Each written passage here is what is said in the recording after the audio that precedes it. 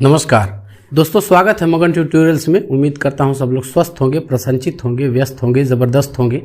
और एक चीज़ ये खुशी की है कि जो यूपी टेट 2021 परीक्षा की डेट है वो जनवरी में आ जाएगी, और बल्कि निश्चित रूप से कहें कि ये परीक्षा जनवरी के अंदर अंदर हो जानी है। अब बात ये उठती है कि हमारी तैयारी कैसी चल रही है। तो मुझे पूरा विश्वास है कि आप अच्छी प्रकार से अपनी तैयारी कर रहे हैं, और इस परीक्षा में शुभकामनाएं मेरी हैं कि आप अच्छे अंकों से इस परीक्षा को क्वालिफाई करें। आज जिस टॉपिक पर हम लोग बात करने वाले हैं वो है संधि। काफ़ी महत्वपूर्ण टॉपिक है। इससे पहले भी हिंदी व्याकरण पे मैं कई वीडियो बना चुका हूं, लिंक आपको डिस्क्रिप्शन में मिलेगी। उन वीडियोस को जाके आप ज़रूर देखिए, क्योंकि इससे आपको बहुत ही लाभ होगा, फ़ायदा होगा। और बल्कि यूँ कहूँ कि यदि आप उन वीडियोस को देख लेते हैं तो फिर ये वीडियो भी आपके लिए और ज़्यादा उपयोगी होगी, क्योंकि जो भी चीज़ें होती हैं वो आपस में जुड़ी हुई होती है। कोई भी चीज़ आप अलग से नहीं पढ़ सकते हैं। चलिए शुरू करते हैं और संधि को समझते हैं। तो शब्द रचना की प्रक्रिया में संधि एक महत्वपूर्ण पॉइंट है। इससे पहले जैसे कि मैं चर्चा कर चुका हूँ कि शब्द रचना कुल 4 प्रकारों से की जाती है: संधि, समास, उपसर्ग और प्रत्यय। ये जानते होंगे, उपसर्ग और प्रत्यय मैं बता चुका हूँ। आज बारी है संधि की, तो उम्मीद करता हूँ कि ये संधि भी हम लोग पढ़ेंगे और अच्छी प्रकार से पढ़ेंगे, और आपको वो सारी चीज़ें अच्छी प्रकार से ग्राह्य होगी, याद होगी। शुरू करते हैं। सबसे पहले हम लोग समझते हैं संधि है क्या, और इसके बाद इसके प्रकारों की बातचीत आगे हम लोग करेंगे। तो संधि को यदि एक लाइन में परिभाषित किया जाए तो प्रथम शब्द के अंतिम वर्ण और द्वितीय शब्द के प्रथम वर्ण के मेल से जो विकार या परिवर्तन उत्पन्न होता है उसी को हम लोग संधि कहते हैं। समझ गए होंगे।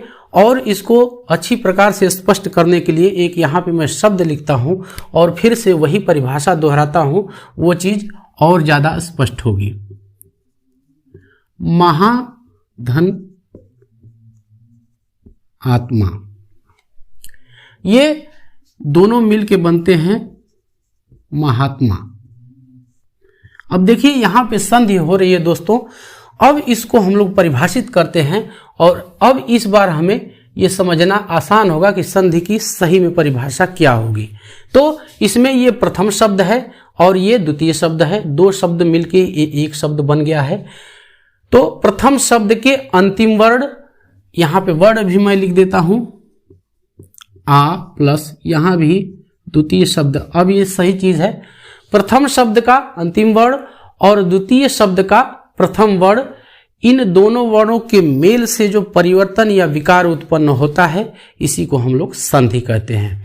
अब यहां पे ये चीजें स्पष्ट करने वाली है कि यहां पे हा मैंने क्यों नहीं लिखा, यहां पे आ क्यों लिख दिया। ये चीजें आप सोच सकते हैं। जो बच्चे थोड़ा बहुत इस चीज को जानते होंगे, पढ़े होंगे, उनके तो समझ में आ गई होगी बात, लेकिन इस चीज को मैं समझता हूं कि यही स्पष्ट कर देना ठीक रहेगा।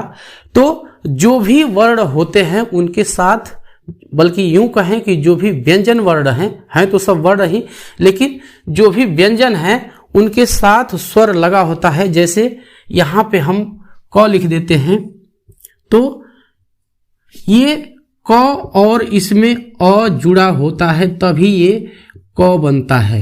अब ये इसको बल्कि ऐसे लिखें, यानी इसमें से यदि ये क जो है, इस आधा क और अ का मिश्रण है, इन दोनों के मिलने से ये बना है। यदि इसमें से हम इस स्वर को निकाल देते हैं, इसमें से इस स्वर को यदि हम निकाल देते हैं तो फिर ये इस रूप में हो जाएगा। यानी कि यहां पे क्या है, ये महा है, तो इसमें से हमने आ को, ये जो है ये आ को निकाल दिया। अब ये क्या बचा है, ये बचा है। समझ में आ गया।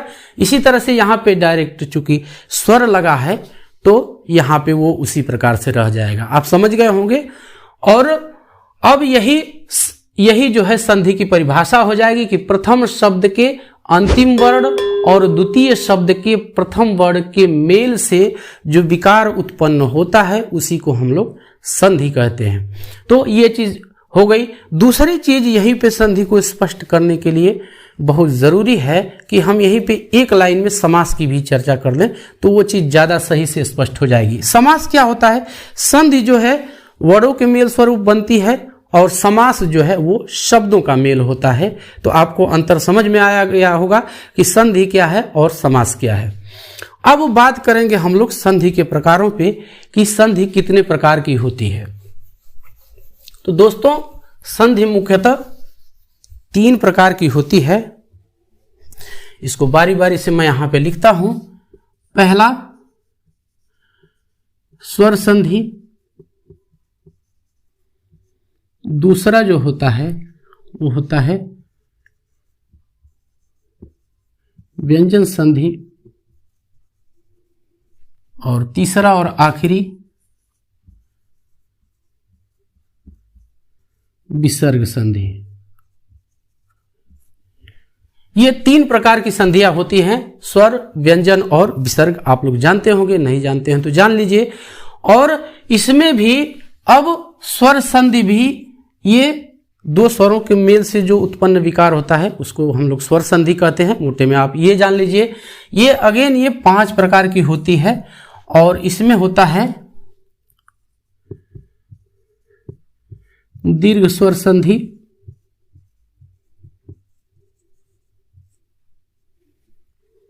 दूसरा गुण, इसको आप लोग बढ़ा लीजिएगा, तीसरा वृद्धि स्वर संधि, चौथा यण स्वर संधि और 5वां अयादि स्वर संधि। दोस्तों ये 5 प्रकार की स्वर संधियां होती हैं और इनके बारे में हम लोग बारी बारी से चर्चा करेंगे और देखेंगे कि ये इन स्वर संधियों में नियम क्या है, इनके अर्थ क्या है, इनके संधि विच्छेद हम लोग कैसे करेंगे। तो आज के वीडियो में जिस पे हम लोग बातचीत करेंगे वो है दीर्घ स्वर संधि के बारे में कि दीर्घ स्वर संधि कितने प्रकार की होती है और कौन कौन से इसके नियम हैं। अब इसको जरा सा हम लोग साफ करते हैं और दीर्घ स्वर संधि को विस्तृत रूप में और संपूर्ण रूप में समझते हैं कि दीर्घ स्वर संधि है क्या और इसके नियम कौन कौन से हैं।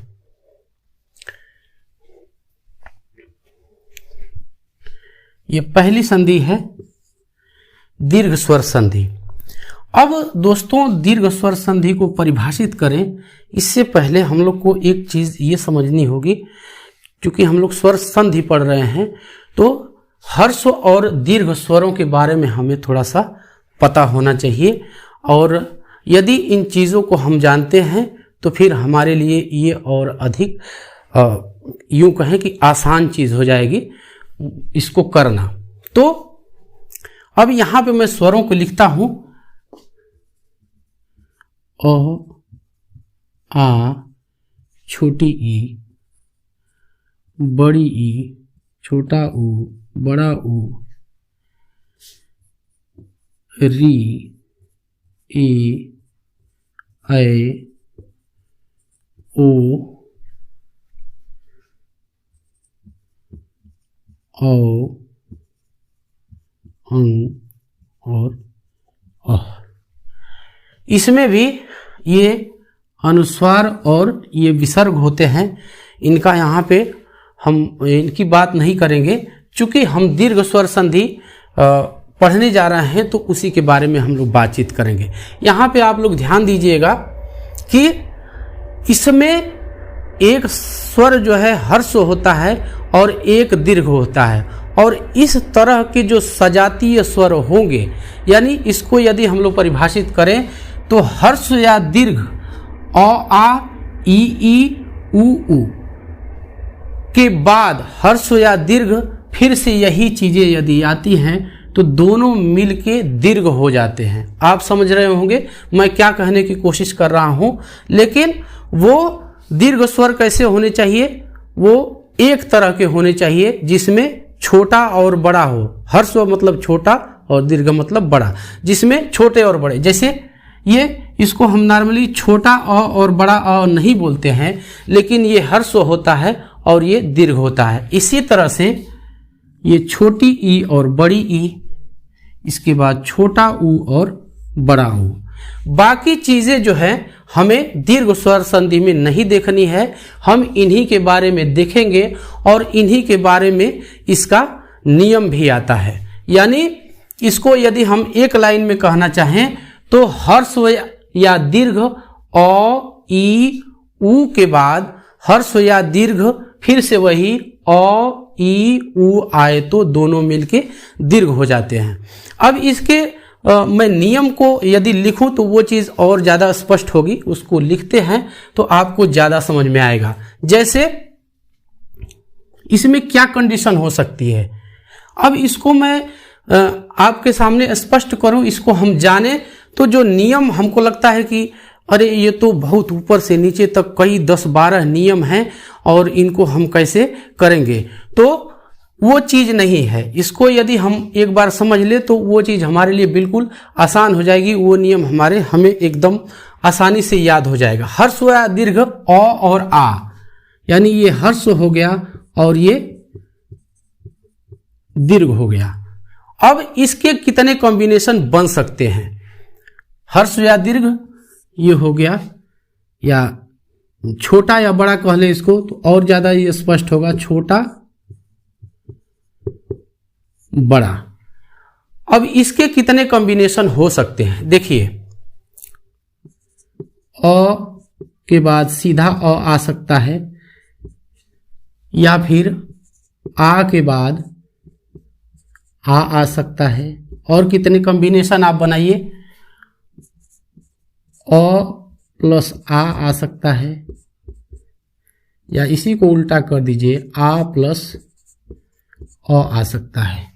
और ये चारों मिलके ये क्या हो जाएंगे, ये दीर्घ हो जाएंगे। आपको समझ में आया? ये बातों बातों में हमने यहां पे दीर्घ स्वर संधि का एक फार्मूला तैयार कर लिया। क्या क्या कॉम्बिनेशन हो सकता है, अ मिलके ये क्या होगा, ये दीर्घ ही होगा। अ और अ मिलेंगे तो भी ये आ होगा। मैंने यहां पे केवल दीर्घ लिख दिया, अब समझ जाइए। आ मिलेगा तो भी आ होगा, आ मिलेगा तो भी आ होगा, और आ और अ मिलेगा तो भी आ होगा। अब कुछ उदाहरण की हम लोग बात कर सकते हैं। जैसे इसमें अ और अ मिले, जैसे एक इसमें उदाहरण हम लोग देख ले, धर्म,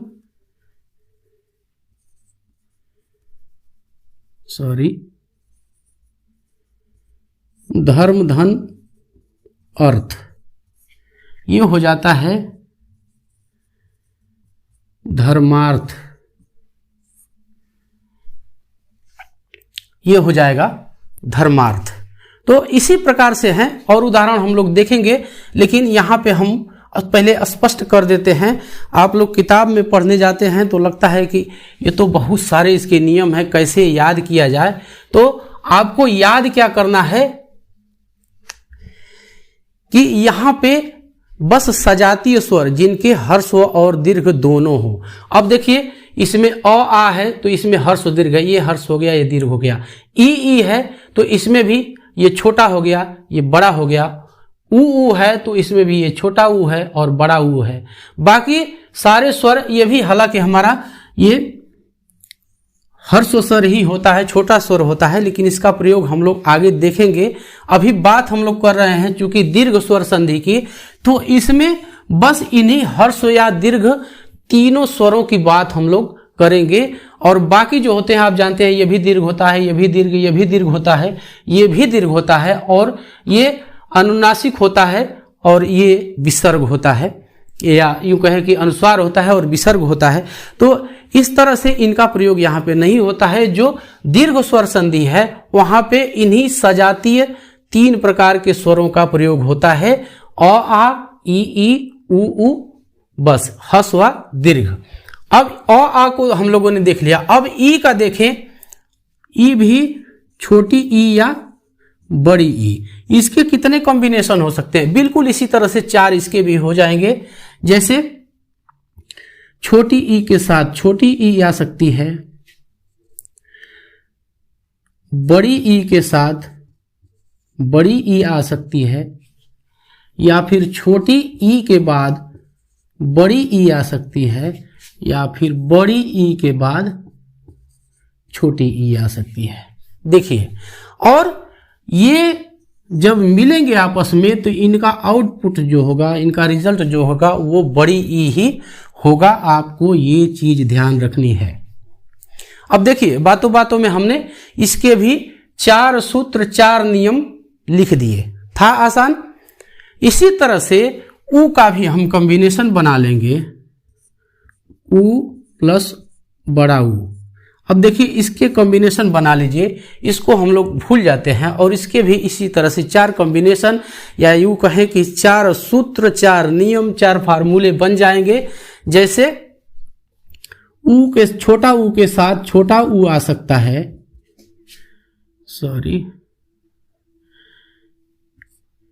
या बड़ा ऊ के साथ बड़ा ऊ आ सकता है, या छोटा ऊ के साथ बड़ा ऊ आ सकता है, या इसी प्रकार से बड़ा ऊ के साथ छोटा ऊ आ सकता है। ये भी 4 सूत्र ये भी 4 सूत्र बन गए और ये मिलेंगे तो जैसा कि आप जानते हैं कि ये दीर्घ स्वर होते हैं, दीर्घ स्वर संधि है, तो ये आपस में मिलके बड़ा ऊ ही बन जाएंगे, यानी ये दीर्घ हो जाएंगे। तो आपको समझ में आया होगा। 4 4 8 4 12 सूत्र बातों बातों में हमने तैयार कर लिए और मैं ये उम्मीद कर रहा हूं कि आपको ये चीजें समझ में आई होंगी। दोस्तों, यहाँ पे ये चीजें हमने समझी। अब थोड़ा सा संधि विच्छेद के बारे में हम एक छोटी सी चर्चा करते हैं। हालांकि मैं इसकी विस्तृत चर्चा आगे आने वाले वीडियो में करूंगा, लेकिन यहाँ पे संधि विच्छेद के बारे में भी जरा सा देखते हैं और इसी दीर्घ संधि के शब्दों पे ही हम संधि विच्छेद करके देखेंगे कि इनका संधि विच्छेद किस प्रकार से हम लोग करेंगे। यदि परीक्षा में कोई प्रश्न इस तरह से पूछा हो तो उसको हम लोग किस प्रकार से पहचानेंगे कि कौन सी संधि है। माफ कीजिएगा। अब यहाँ पे एक मैं चीज लिखता हूं। जैसे पहला शब्द मैंने लिखा था महात्मा, ये एक शब्द है और मान लीजिए कि इसका हमको विच्छेद करना है। इसमें ये संधि से बना हुआ शब्द है और इसका हमें विच्छेद करना है। तो सबसे पहले हम ये कोशिश करेंगे पहचानने की कि जो शब्द होगा, जो जुड़ा हुआ शब्द होगा, वो बीच में ही मिलेगा। अक्सर ऐसा होता है कि जो जुड़ा हुआ शब्द होता है, क्योंकि दोनों शब्दों में कुछ न कुछ वर्ड होते हैं और दोनों को जब मिलता है तो जो जुड़ा होता है वो लगभग बीच में ही होता है। ये पहचानने की हमें जरूरत है। तो अब इसमें हम लोग देख सकते हैं कि इसमें जुड़ा हुआ क्या है, ये आ है। इसमें से हमने आ को बाहर कर दिया क्योंकि हम महा देख रहे हैं यहाँ पे, यानी ये दीर्घ स्वर संधि है और इसमें से आ को हमने बाहर कर लिया। अब आ को बाहर कर लिया तो इधर क्या बचेगा? इधर बचेगा म और ह। इसकी चर्चा मैं ऊपर अभी कर रहा था कि यदि इसमें से स्वर निकाल दिया जाए तो ये आधा हो जाता है, हल के साथ ही ये जो व्यंजन है वो बचेगा। और इधर क्या बचेगा? इधर बचेगा त्मा। तो अब इस चीज को ये देख लीजिए, ये हमने इसको अलग कर दिया। अब क्या करेंगे? इसको कैसे हम लोग पहचानेंगे कि इन शब्दों में कौन सा सार्थक शब्द होगा जिसको मिलके ये पूरा शब्द बना हुआ है? तो देखिए, इस मह के साथ यदि आ मिला देते हैं और इसके साथ भी यदि आ मिला देते हैं हम लोग, तो इससे महा बन जाएगा और इसके साथ आ मिला देंगे तो ये आत्मा बन जाएगा। दोनों सार्थक शब्द हैं, यानी इनको मिलने के बाद हमारा ये जो है महात्मा बन जाएगा। महा और धन आत्मा। तो ये छोटी सी चर्चा। इसी तरह से अन्य भी जो शब्द होंगे उनको उसमें से स्वर हम अलग करेंगे और जो व्यंजन बचेगा उसको हस्व या दीर्घ स्वर के साथ मिला के ये देखेंगे कि कौन सा सार्थक शब्द बन रहा है और इसी के अनुसार ये जो है संधि का विच्छेद हम लोग करेंगे। तो दोस्तों, उम्मीद करता हूं कि आपको ये चीजें समझ में आई होगी। जो अगला वीडियो मैं लेके आऊंगा वो जो है गुण संधि के बारे में होगी और इसी प्रकार से अगर संभव हुआ तो उसी में हम लोग वृद्धि संधि पढ़ लेंगे और फिर इसके बाद यण और आयादी संधि भी पढ़ेंगे। और आगे की भी जो व्यंजन और विसर्ग संधि बची है उसके बारे में भी मैं वीडियो बहुत जल्दी लेके आऊँगा। तो बस आज के लिए इतना ही। उम्मीद करता हूँ आपको ये वीडियो पसंद आई होगी। और एक चीज़ ज़रूर कहना चाहूँगा कि आप हमें सपोर्ट कीजिए, हमें आपके सपोर्ट की ज़रूरत है। और अब जब आप सपोर्ट करते हैं, अपना प्यार दिखाते हैं, तो हमें भी एक आत्मबल मिलता है और उस आत्मबल के फलस्वरूप हम अच्छे अच्छे कंटेंट जो है लाने का प्रयास करते हैं। तो आज के लिए बस इतना ही। शुभकामनाएं फिर से एक बार आपको देता हूं कि आप जिस परीक्षा में बैठने जा रहे हैं उसको बहुत ही अच्छे अंकों से क्वालिफाई करें और सफल होकर लौटे। इन्हीं बातों के साथ विदा लेते हैं। नमस्कार।